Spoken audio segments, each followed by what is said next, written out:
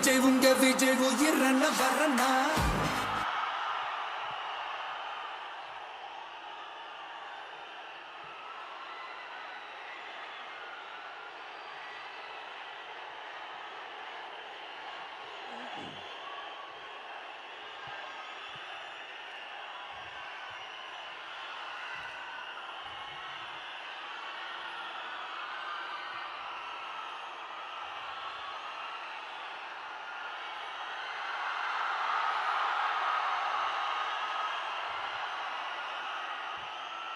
எங்க ஓட்டு எங்க உரிமை.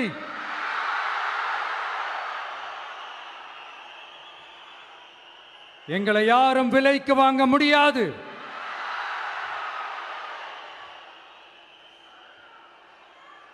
எங்க ஓட்டு விசில் சின்னத்துக்கு தான்.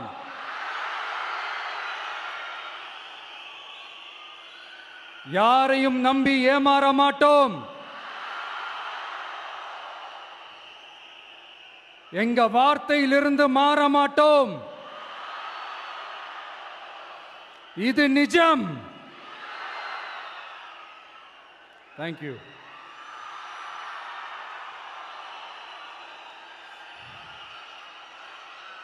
ஒரு குட்டி கதையிலிருந்து ஆரம்பிப்போமா?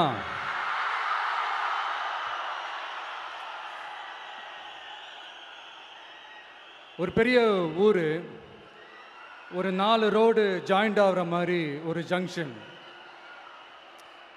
ஒரு பிஸியான ஏரியா, ஆள் நடமாட்டம் அதிகமாக இருக்கக்கூடிய ஒரு ஏரியா. அங்கே சென்டரில் ஒரு முரட்டு ஜல்லிக்கட்டு காலை ஒன்று நின்றுட்டுருக்குது.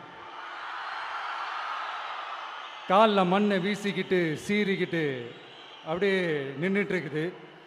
யாருமே பக்கத்தில் போக முடியல. அந்த இடம் ஒரு கேஷுவலாக மாறணும் அப்படின்னா அந்த காளையை அடக்கி அமைதி ஆக்கினா தான் மறுபடியும் ஒரு பேக் டு நார்மல் சுச்சுவேஷனுக்கு அந்த இடம் மாறும். அந்த ஊரில் இருக்கிற ஒரு சில பேருக்கு மட்டும்தான் அந்த காளை அடங்கும். அவங்க யாருமே அங்கே இல்லை. ஆனால் அந்த க்ரௌடில் இருந்த ஒரு சில பேர், ஆல்ரெடி அந்த காளையை அடக்கணங்களோடு இருந்த ஒரு சில பேர், எங்களுக்கு இல்லாத அனுபவமா? நாங்க பார்க்காத காளையா? நாங்க பார்க்காத மாடா? நாங்க போய் அடக்குறோம்னு சொல்லிட்டு உள்ள போறாங்க. ஒருத்தராலையும் அந்த காளையை தொடக்கூட முடியல. எல்லாரையும் அடிச்சு வீசி தூக்கி போட்டுருச்சு. இப்போ என்னடா பண்றது அப்படின்னு பார்க்கும்போது அந்த கூட்டத்தை விலக்கிட்டு ஒரு சின்ன பையன் ஒரு என்ட்ரி ஒன்று கொடுக்குறான். உங்களுக்கு தான் தெரியும்ல, டேய் எங்களாலே முடியல, நீ எல்லாம் என்னத்தை போய் கிழிக்க போற? எங்களுக்கு அவ்வளோ அனுபவம் இருக்குது, நாங்களே அடிபட்டு ஓரமாக படுத்து கிடக்கிறோம். இவன் விளையாட்டுத்தனமா ஏதோ பண்ணிட்டு கிடக்கிறான், பாவம் அந்த காளைகிட்ட போய் அடிபட்டு சாவ போறான். பச்சா பையன், அந்த பையன், இந்த பையன், அண்டர் எஸ்டிமேட் பண்றது, ஏளனமா பேசுறது, இப்படி ஒரு பக்கம்.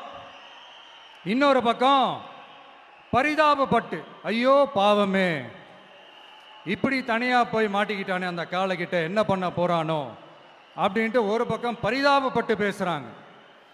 அந்த சின்ன பையன் எதுவுமே காதலையே போட்டுக்காம 2 பாக்கெட்லையும் கையை விட்டுக்கிட்டு ஸ்டைலா கெத்தா தில்லா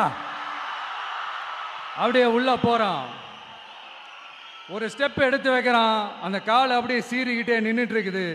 இன்னொரு ஸ்டெப் எடுத்து வைக்கிறான், காலை அப்படியே சீறிக்கிட்டே முன்னாடி வருது. மக்கள் எல்லாரும் பதட்டத்தோடு அப்படியே பார்த்துட்டு இருக்கிறாங்க.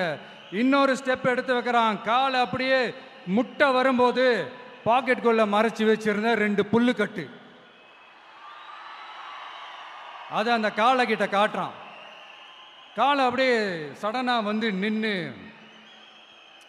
அது மூடெல்லாம் மாறி அந்த புல்லுக்கட்டை சாப்பிட ஆரம்பிச்சிருச்சு. அந்த சின்ன பையனும் அந்த காளையை அப்படியே தடவிக்கிட்டே வரான். காளையும் பக்கத்தில் ஒரு குழந்தை மாதிரி நடந்து வந்துக்கிட்டு வருது. பக்கத்தில் இருந்த ஒரு வயல்வெளியில் அந்த காளையை மேய விட்டுட்டு வரான். மக்கள் எல்லாரும் அந்த பையனை ஆச்சரியமாக பார்க்குறாங்க.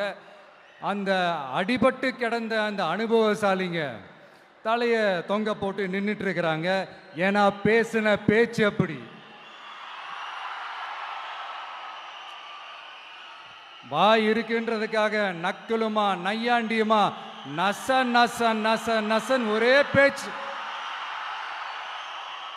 என்ன பண்றது, தலையை குனிஞ்சு அப்படியே நின்றுட்டு இருக்கிறாங்க.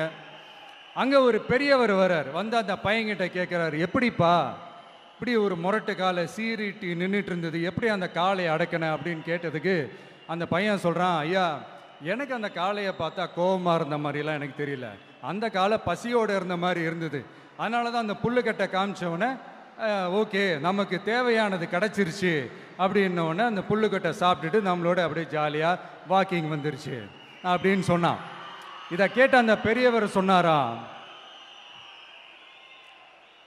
இந்த சின்னவங்க பெரியவங்க அனுபவம் இருக்கிறவங்க அனுபவம் இல்லாதவங்க இதெல்லாம் விஷயமே கிடையாது. யாரா இருந்தாலும் அந்த சூழலுக்கு ஏற்ற மாதிரி அந்த சிச்சுவேஷனுக்கு தகுந்த மாதிரி என்ன பண்ணி அந்த ப்ராப்ளமை சால்வ் பண்றான், ஏது பண்ணி அந்த ப்ராப்ளமை சால்வ் பண்றான், அதுதான் விஷயமே, அதுதான் மேட்ரு.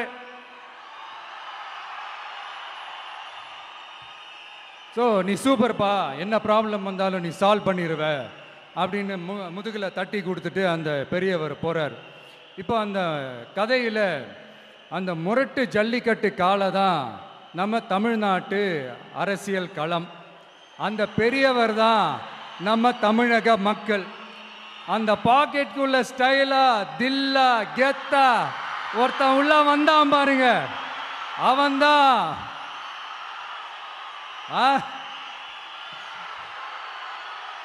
நான் இல்லைங்க, நான் இல்லை, நானு நீங்க நாம எல்லாருமா சேர்ந்து மாபெரும் மக்கள் சக்தியா இருக்கக்கூடிய நம்ம டிவிக்கு,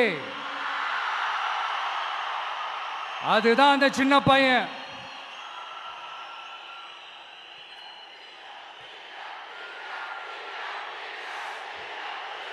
தேங்க்யூ தேங்க்யூ தேங்க்யூ.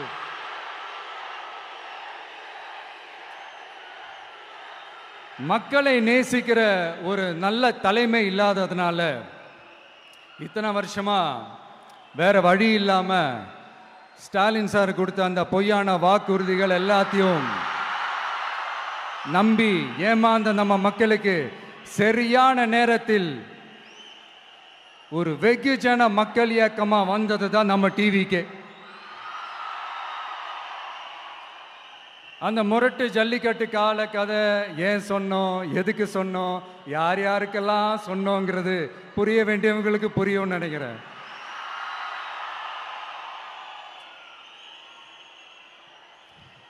இப்போ நாம ஒவ்வொரு வீட்டில் உயிரா உணர்வா இருக்கிறோம். ஆனால் நான் உங்கள் எல்லாரையும் நேரில் சந்திக்கணும், நீங்கள் இருக்கிற ஊருக்கே உங்களை சந்திக்கணும் அப்படின்றது தான் எனக்கு மனசில் இருக்கிற ஒரு பெரிய ஆசை. ஆனால் அந்த சிச்சுவேஷன் ஒரு எதிர்கட்சியாக இருந்து கேள்வி கேட்டுக்கிட்டு இருக்கிற இந்த நேரத்தில் நமக்கு எதிராக என்ன சூழ்ச்சிகள்லாம் நடக்குதுன்றது உங்கள் எல்லாருக்குமே நல்லா தெரியும். அதனால் இப்போ உங்களுக்கு ஒரு வாக்குறுதியை கொடுக்குறேன், நம்மளுடைய ஆட்சி அமைஞ்சதும் ஒவ்வொரு கிராமத்துக்கும் நான் நேரடியா வந்து என்னுடைய சொந்தங்களாகிய உங்க எல்லாரையும் நான் சந்திக்கிறேன்.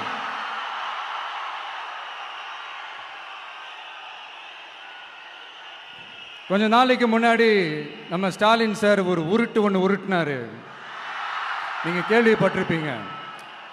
இப்போ வரப்போற எலெக்ஷன் எதுக்கான எலெக்ஷன்? நம்ம சட்டமன்ற தமிழ்நாடு சட்டசபைக்கான ஒரு தேர்தல் இல்லையா? இதே தமிழ்நாட்டுக்கும் டெல்லிக்குமான ஒரு எலெக்ஷன் அப்படின்னு சொல்றாங்க. இன்னும் கொஞ்சம் மேலே போய் தமிழ்நாட்டுக்கும் என்டிஏவுக்குமான ஒரு எலெக்ஷன் அப்படின்னு சொல்றாங்க. என்ன சார், டெல்லியில் ஏதாவது நிற்க போறீங்களா? அப்புறம் ஏன் தமிழ்நாட்டுக்கும் டெல்லிக்குமான ஒரு எலெக்ஷன் சொல்றீங்க? அப்புறம் இது ஏதாவது பார்லிமெண்ட் எலெக்ஷனா, பிரதமர் பதவிக்கு ஏதாவது போட்டி போடுறீங்களா? அப்புறம் ஏன் தமிழ்நாட்டுக்கும் என்டிஏவுக்குமான ஒரு எலெக்ஷன் சொல்றீங்க? எங்களுக்கு புரியலையே சார், இது என்ன லாஜிக்னு எங்களுக்கு புரியலையே. எந்த எலெக்ஷனை எப்படி டீல் பண்ணணும், எப்படி ஹேண்டில் பண்ணணுன்றது நம்ம தமிழ்நாட்டு மக்களுக்கு தெளிவாக தெரியும். நம்ம தமிழ்நாட்டு மக்கள் மாதிரி ஒரு தெளிவான மக்களை நீங்க பார்க்கவே முடியாது. சூப்பர் கிளாரிட்டியோட சூப்பர் மக்கள் சார் நம்ம மக்கள். இந்த போருக்கு போகிறதுக்கு முன்னாடி தான் இந்த படை பரிவாரங்களோட போவாங்கன்னு கேள்விப்பட்டிருக்கிறேன். ஆனால் நீங்கள் என்னடானா இந்த ஒன்றுத்துக்கும் உதவாத இந்த பால் டப்பாவை உருட்டிக்கிட்டு இருக்கீங்களே சார். உண்மையிலே இந்த எலெக்ஷன் எதுக்கான எலெக்ஷன் சொல்லட்டுமா? தமிழ்நாட்டு மக்களுக்கும் ஊழலுக்கும் நடக்கிற போர், தமிழ்நாட்டு மக்களுக்கும் லஞ்சத்துக்கும் நடக்கிற போர், தமிழ்நாட்டு மக்களுக்கும் இந்த நிர்வாகத்தை சரியா செய்யாத இந்த திமுக அரசுக்கும் நடக்கிற போர், அதாவது தமிழ்நாட்டு மக்களுக்கும் உங்க ஆட்சிக்கும் நடக்கிற போர், தமிழ்நாட்டு மக்களுக்கும் ஸ்டாலின் சாருக்கும் நடக்கிற போர். இன்னும் சுருக்கமா சொல்லணும்னா விஜய்க்கும் ஸ்டாலின் சாருக்கும் நடக்கிற போர்.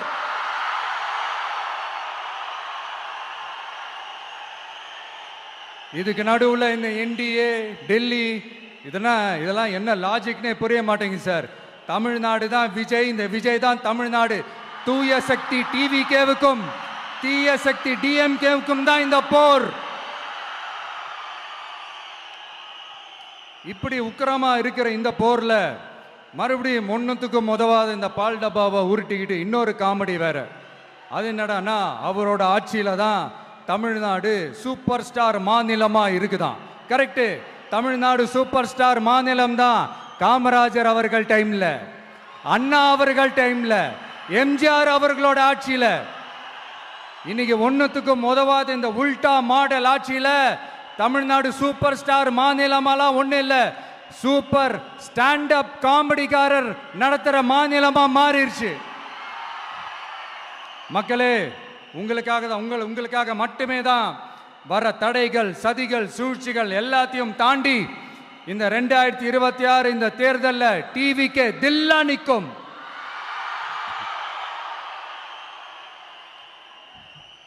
இதுவரைக்கும் நடந்த எலெக்ஷன் வேற, இப்போ நடக்க போற எலெக்ஷன் வேற. ஒவ்வொரு 5 இயர்ஸுக்கும் நடக்கிற எலெக்ஷன் மாதிரி இதை நினைச்சிடாதீங்க. 50 வருஷத்துக்கு ஒரு வாட்டி நடக்க போற ஒரு எலெக்ஷன் மாதிரி இது. அதிசய எலெக்ஷன். ஒரு எலெக்ஷன்ல அவங்களோட எதிரிகளை தான் எதிர்ப்பாங்க, அப்படிதான் எதிர்ப்பாங்க, அதுதான் யதார்த்தமும் கூட. ஆனா இந்த எலெக்ஷன்ல தான் ஒட்டுமொத்தமா எல்லாருமா சேர்ந்து ஒருத்தனை எதிர்க்கிறாங்க. ஒட்டுமொத்தமா எல்லாருமா சேர்ந்து இந்த விஜயை எதிர்க்கிறாங்க. ஏன்னா இந்த விஜய் ஊழலை எதிர்க்கிறான், லஞ்சத்தை எதிர்க்கிறான், மக்களோட மக்களா நிக்கிறான். அந்த மக்கள் அவன் கூட நிக்கிறாங்க. அந்த காண்டு எப்படி? அந்த காண்டு தான் ஒட்டுமொத்தமா எல்லாருமா சேர்ந்து ஒருத்தனை எதிர்க்க காரணம். நீங்க எப்படி வேணா எதிர்த்துக்காங்க, ஆனா போட்டி ரெண்டு பேருக்கு நடுவுல தான். ஒண்ணு இன்னொன்னு. இந்த எலெக்ஷன் டேல மேக்சிமம் என்ன பண்ணுவீங்க? போவீங்க, ஓட்டு போடுவீங்க, வருவீங்க, அவ்வளவுதான் உங்களுடைய பார்ட்டிசிபேஷன். ஆனா இந்த எலெக்ஷன்ல நீங்க பங்கெடுத்துக்க போறீங்க. எஸ், உங்க வீட்டில் இருக்கிற ஒரு விஜய் தான், உங்க வீட்டில் இருக்கிற ஒரு விஜய் தான் வேட்பாளரா நிக்க போறாங்க. உங்க வீட்டில் நிக்கிற ஒரு வேட்பாளர்னா அப்போ உங்க வீட்டில் இருக்கிற மற்றவங்க எல்லாருமே வாக்காளர்கள் தானே. உங்க அம்மா, உங்க அப்பா, உங்க அண்ணன், உங்க தம்பி, உங்க சொந்தம் டிவிக்கே வேட்பாளர் அப்படின்னா அப்போ உங்க ஓட்டு விசில் சின்னத்துக்கு தான் எல்லாருக்குமே தெரியும். ஏன், நம்மளோட எதிரிகளுக்கு கூட அது நல்லாவே தெரியும். அதனாலதான் நமக்கு எதிராக அவ்வளவு அவதூறு பரப்புறாங்க. என்னென்ன அவதூறு பரப்புறாங்கன்றது உங்களுக்கே நல்லா தெரியும். ஆனா அவங்களுக்கு தெரியாது, ஏன் மேல அவதூறு பரப்புனா அது மக்கள் மேல அவதூறு பரப்புற மாதிரின்னு. எனக்கு அரசியல் தெரியலன்னு சொன்னா அது மக்களுக்கு அரசியல் தெரியலன்னு சொல்ற மாதிரின்னு. என்ன அசிங்கமா பேசினா அது மக்கள் அசிங்கமா பேசுற மாதிரின்னு. எனக்கு எதிராக செய்யற ஒவ்வொரு செயலும் அது மக்களுக்கு எதிராக செய்யற செயல் அவங்களுக்கு தெரியாம போச்சு. இந்த விஜயும் மக்களும் வேறு வேறு இல்லை. இந்த விஜயும் மக்களும் ரத்தமும் சதையும் மாறி, உடலும் உயிரும் மாறி, ஒன்னிலிருந்து ஒண்ண பிரிக்கவே முடியாது. எஸ், சென்சிட்டிவான சென்டிமெண்ட், அது சென்சிட்டிவான சென்டிமெண்ட்.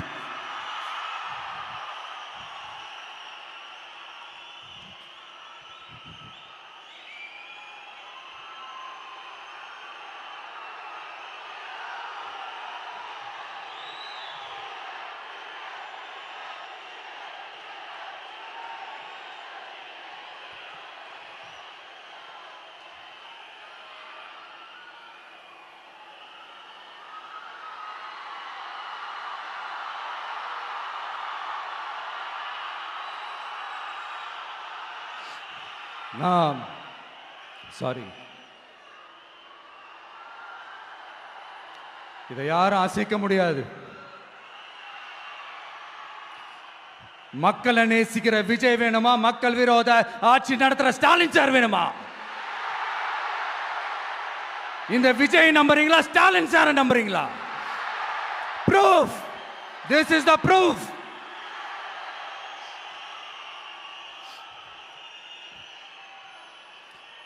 இந்த தீய சக்தி, ஊழல் சக்தி, இதெல்லாம் ஏன் சொல்றோம், எதுக்கு சொல்றோம், யாரை சொல்றோன்றதெல்லாம் மக்களுக்கு தெளிவாக தெரியும். அதே மாதிரி டிவி கேவுக்கு போட்டி டிஎம்கே தான்றதும் மக்களுக்கு தெளிவாக தெரியும். அப்படி இருக்கும்போது நாம் ஏதாவது பேசினா வாண்டடா சில பேர் வந்து வண்டியில் ஏறி உட்காந்துக்கிறாங்க. ஆமாம், வாண்டடா சில பேர் வண்டியில் ஏறி உட்காந்துக்கிட்டு குரல் கொடுக்குறாங்க. சீரியஸாக ஒரு போட்டி நடந்துக்கிட்டு இருக்கும் போது இங்கே காமெடிக்கெல்லாம் இடம் இல்லை பாஸ். இதெல்லாம் மக்களுக்கு தெளிவாக தெரியும். இந்த நேரத்தில் ஒரு சீரியஸ் கேள்வியை இன்னைக்கு இருக்கிற மிகப்பெரிய அரசியல்வாதிங்க கிட்ட கேட்கணும்னு நான் நினைக்கிறேன். நீங்க அரசியலுக்கு வர்றதுக்கு முன்னாடி உங்ககிட்ட இருந்த சொத்து எவ்வளோ? அரசியலுக்கு வந்ததுக்கு அப்புறம் இன்னைக்கு உங்ககிட்ட இருக்கிற சொத்து எவ்வளோ? அதை ஓப்பனா டிக்ளேர் பண்ண முடியுமா? அப்படி வந்த காசெல்லாம் என்னென்ன தொழில் செஞ்சு வந்துச்சு, என்ன வேலை செஞ்சு வந்துச்சு, உண்மையிலே நீங்க உழைச்சி சம்பாதிச்ச காசா, இல்ல ஆட்சி அதிகாரத்துக்கு வந்ததுக்கு அப்புறம் ஆட்டைய போட்ட காசா? இதெல்லாம் ஓப்பனா டிக்ளேர் பண்ண முடியுமா? இதெல்லாம் நம்ம கேட்டா எல்லா ஊழல்வாதிகளும் ஒன்னா சேர்ந்து நம்ம மேல சேத்தவாரி வீசுவாங்க. அதை பத்திலாம் நமக்கு கவலை இல்லை. ஏன்னா நாம யாருன்னு மக்களுக்கு நல்லாவே தெரியும்.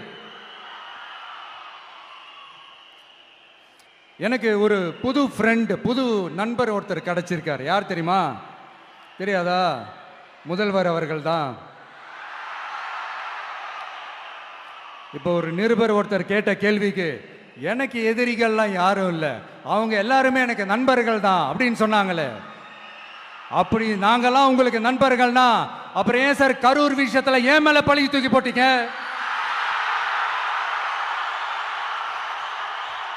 உங்களுக்கு மனசாட்சின்னு ஒண்ணு இருந்தா அப்படி பேசிருப்பீங்களா?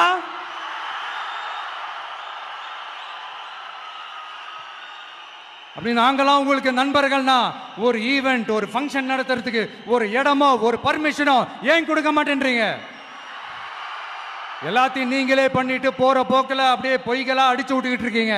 உங்களோட உண்மையான நண்பர்கள் யாருன்னு சொல்லட்டுமா? லஞ்சம், ஊழல், அரசியல் ஆதாயம், இதெல்லாம் தான் உங்களோட உண்மையான நண்பர்கள். பர்சனலா நீங்க எப்படி வேணா இருந்துக்கங்க சார், நமக்கு அதை பத்தி கவலை இல்லை, நமக்கு அது அவசியமும் இல்லை. ஆனா உங்க ஆட்சி தான் தப்பான ஆட்சி, தமிழ்நாட்டுக்கு தேவையில்லாத ஆட்சி. கொஞ்ச நாளைக்கு முன்னாடி கற்பனையா ஒரு விஷயம் ஒன்று சொன்னேன். இந்த முதல்வர் கூட விசில் சின்னத்துக்கு தான் வாக்களிப்பாரு அப்படின்ட்டு கற்பனையா ஒன்று சொன்னேன். ஆனா இன்னைக்கு நிஜமாவே நமக்கு ஆதரவா ஒரு கோஷத்தை எழுப்பியிருக்கிறாங்க. அது என்ன தெரியுமா? எங்க வாக்கு சாவடி வெற்றி வாக்கு சாவடியா. அதுக்கு அர்த்தம் என்ன தெரியுமா? எங்க வாக்கு சாவடி விஜய் வாக்கு சாவடின்னு அர்த்தம்.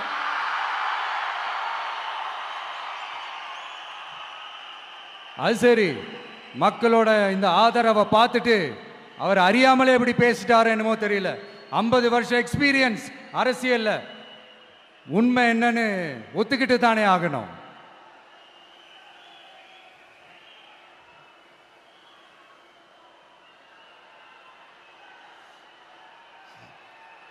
ஜனநாயகம்ங்கிறது பெரும்பான்மை ஆட்சி அதிகாரம் சார்ந்தது மட்டும் இல்லை, சிறுபான்மை மக்களின் உரிமைகள் உணர்வுகளும் புனிதம்னு நினைச்சு அதையெல்லாம் காப்பதற்கு பெயர் தான் ஜனநாயகம்னு 1963 அறிஞர் அண்ணா பார்லிமெண்ட்ல பேசினதை நாம இங்க சொல்றது ரொம்ப பொருத்தமா இருக்கும். அறிஞர் அண்ணா சொன்னது தான் டிவிகேவோட நிலைப்பாடும். இந்த ஸ்டாண்ட்ல நாம 100% உறுதியா இருப்போம். யாருக்காகவும் எதுக்காகவும் இதுல சமரசமே கிடையாது. மதச்சார்பற்ற சமூக நீதி தன்மை தான் நம்ம அடிப்படை கொள்கைகள் ஒன்று. அதில் எந்த மாற்றமும் எப்பவும் கிடையாது. ஆனா இதெல்லாம் மறந்துட்டு எப்படியாவது எதையாவது செஞ்சு ஓட்டு வாங்குறதுக்காகவே இங்க சில பேர் இருக்கிறாங்க. அவங்கள மாதிரி நமக்கு அப்படி சில பிரச்சனைகள்ல எரியற நெருப்புல எண்ணெய ஊத்துற எண்ணமே இல்ல.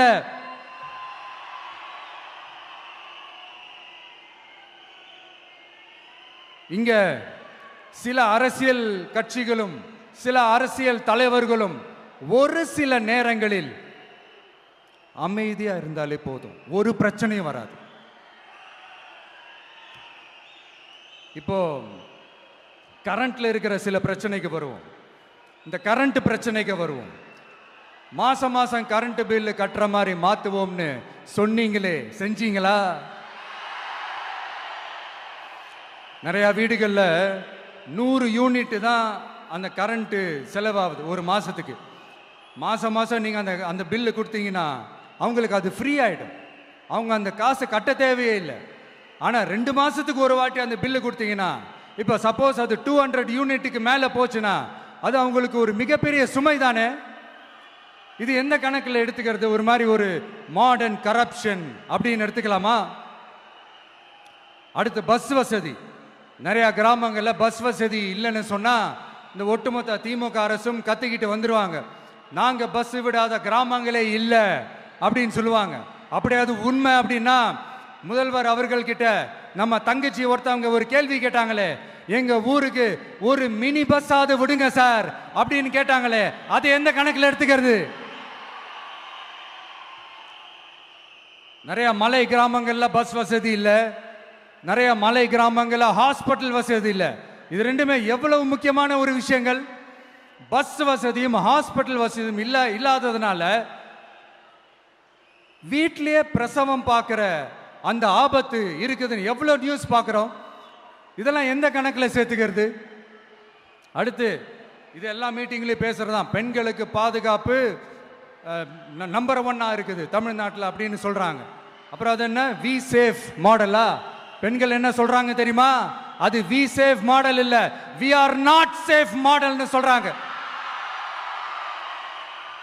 இப்படி இருக்கிறப்போ தமிழ்நாட்டில் எங்க போனாலும் பெண்களுக்கு பாதுகாப்பு அப்படியே கொட்டி கிடக்குதான். இப்படி சொன்னா எப்படி சார்? கேட்கிறவங்க என்ன கேசரி சாப்பிடுறாங்க நினைச்சீங்களா?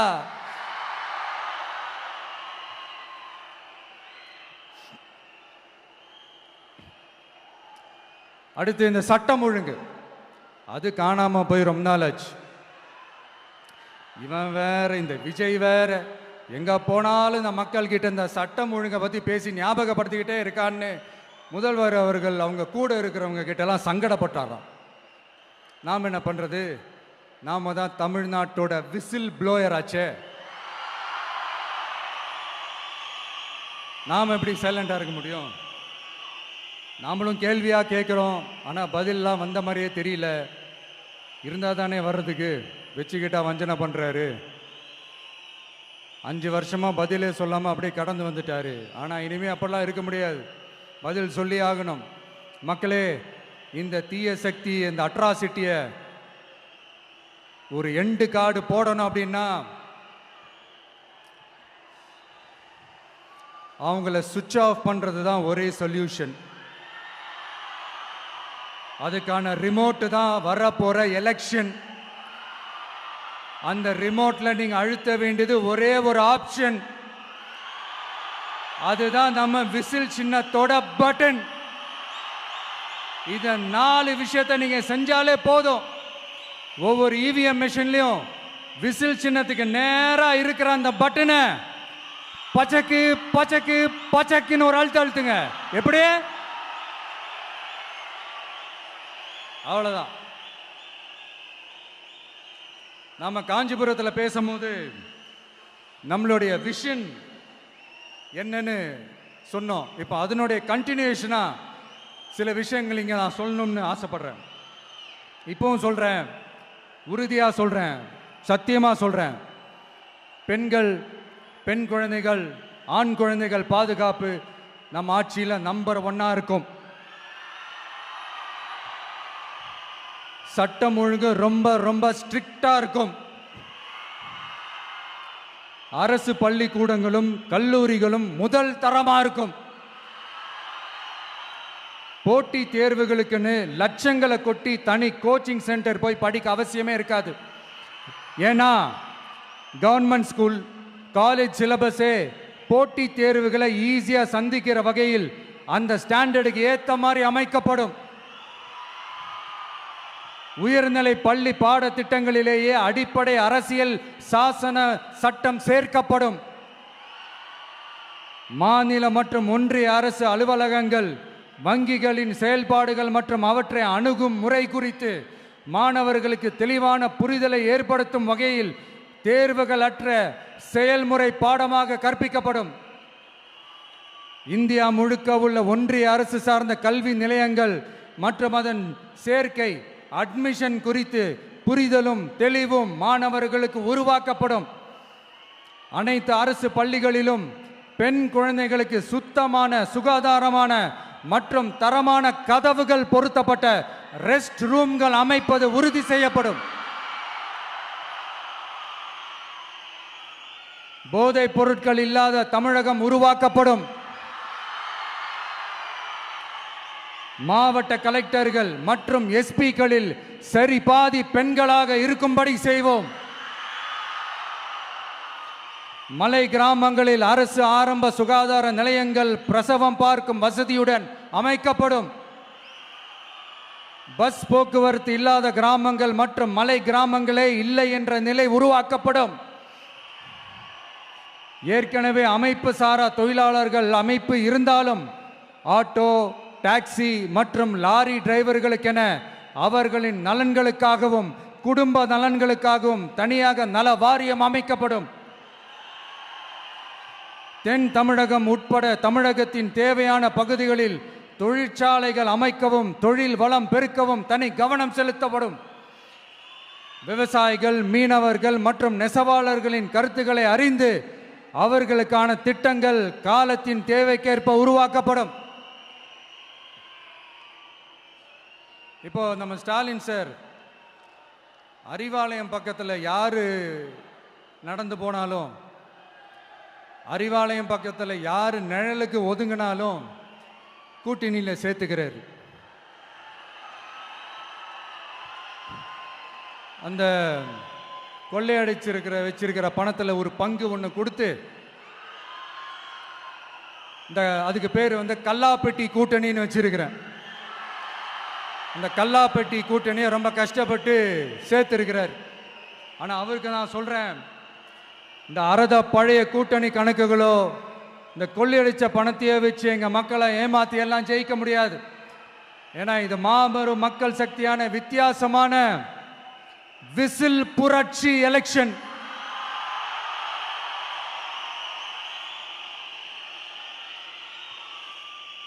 உங்களோட நான் இருக்கேன், நம்மளோட நம்ம மக்கள் இருக்கிறாங்க. இதுக்கு மேல என்ன வேணும்? கான்பிடென்டா இருங்க, நல்லதே நடக்கும், வெற்றி நிச்சயம். மீண்டும் சந்திக்கும் வரை நன்றி, வணக்கம். என் நண்பர்களே, ஒரு சின்ன ரிக்வெஸ்ட். நான் திருப்பி இங்கிருந்து 4 hours சென்னைக்கு போகணும். தயவு செஞ்சு யாரும் என் வண்டிக்கு பின்னாடியோ என் வண்டி சைட்லேயோ பைக்கில் வராதிங்க. உங்களை நான் கெஞ்சி கேட்டுக்கிறேன். தேங்க்யூ.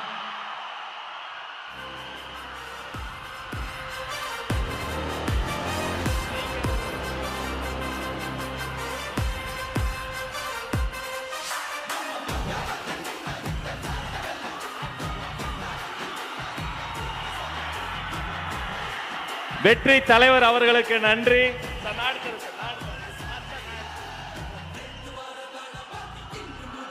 வேலூர் கழகத்தின் சார்பில் மாவட்ட கழக செயலாளர்கள் அண்ணன் வேல்முருகன் வெற்றிவேல் வீரவேலை வழங்குகிறார். அவரோடு நவீன், வினோத் கண்ணன், இமுத்தியாஸ், தனசேகர் அத்தனை பேரும் சிறப்பு பரிசுகள் வழங்குகிறார்கள். ஒரு கையில் வேல், ஒரு கையில் வெற்றி வாள்.